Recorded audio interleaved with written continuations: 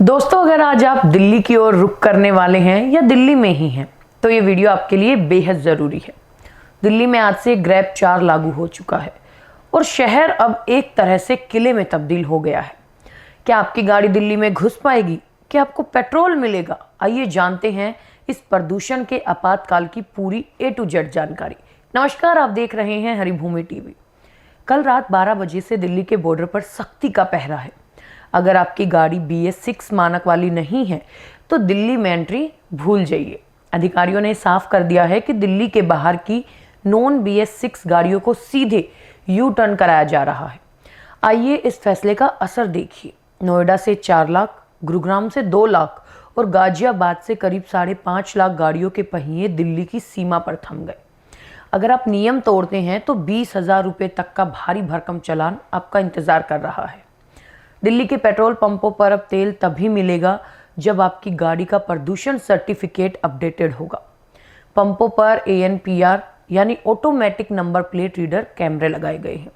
तो अब सावधान हो जाए, बिना PUC के पकड़े जाने पर लग सकता है 10,000 रुपये का भारी भरकम जुर्माना। बिना सर्टिफिकेट के ना पेट्रोल मिलेगा, ना डीजल और ना ही CNG।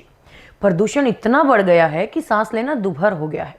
इसी को देखते हुए सरकार ने कुछ कड़े कदम उठाए हैं। जैसे सरकारी और प्राइवेट दफ्तरों में अब 50% कर्मचारी घर से काम करेंगे, वर्क फ्रॉम होम। प्राइमरी स्कूलों में बच्चों की ऑनलाइन क्लासेस चलेंगी। बड़े छात्रों के पास ऑनलाइन या फिजिकल क्लास चुनने का ऑप्शन होगा। दिल्ली में हर तरह के निर्माण कार्य और धूल उड़ाने वाली गतिविधियों पर पूरी तरह बैन लगा दिया गया है। आज सुबह दिल्ली NCR में विजिबिलिटी 0 के करीब पहुंच गई। पालम में तो विजिबिलिटी मात्र 150 मीटर थी और इसका सीधा असर उड़ानों पर पड़ा। सुबह 11 बजे तक 22 उड़ानें रद्द हो चुकी थी। एयर इंडिया ने चेतावनी दी है कि अगले कुछ दिनों तक कोहरे के कारण उड़ानें प्रभावित रह सकती हैं। एक तरफ दिल्ली की जनता खांस रही है तो दूसरी तरफ राजनीति भी गर्म है।